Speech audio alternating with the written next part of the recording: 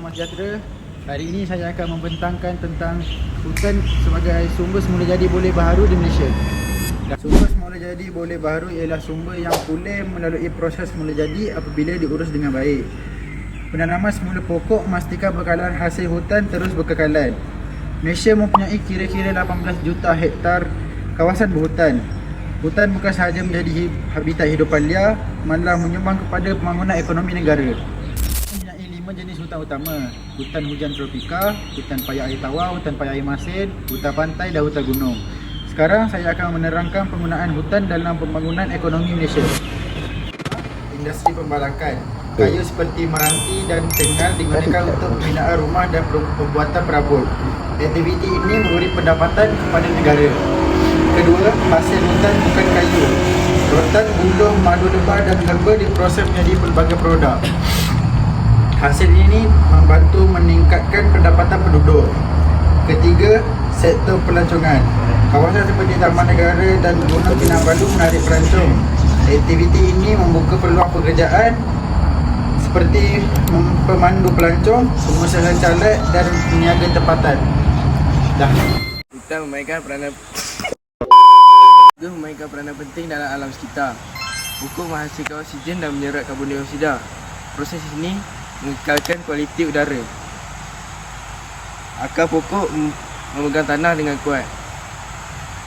Keadaan ini mengurangkan akisan tanah dan risiko tanah runtuh. Sekarang saya akan menerangkan cadangan potensi hutan dalam pembangunan setempat.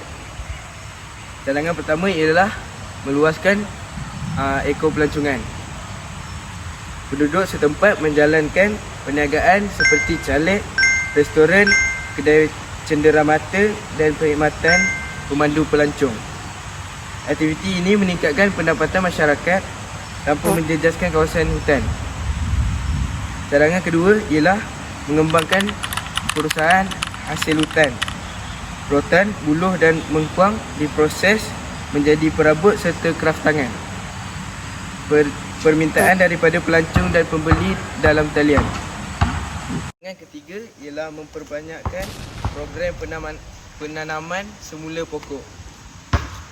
Proses program ini memastikan bekalan kayu terus tersedia. Kawasan hutan yang rosak juga pulih secara berperingkat. Cadangan keempat ialah memperluaskan penyelidikan. Tumbuhan hutan menjadi sumber bahan untuk menghasilkan ubat dan produk kesihatan. Penyelidikan memberi nilai ekonomi yang lebih tinggi kepada hasil hutan.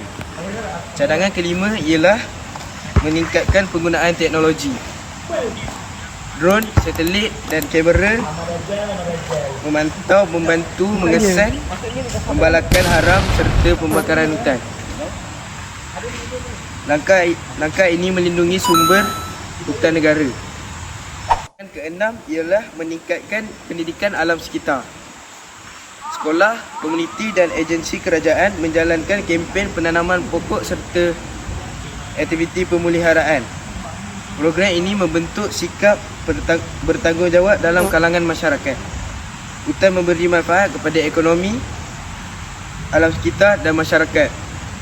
Pengurusan hutan secara lestari memastikan sumber ini terus memberi nilai kepada negara. Setiap orang memainkan peranan dalam menjaga hutan supaya generasi akan datang terus menikmati manfaat yang sama.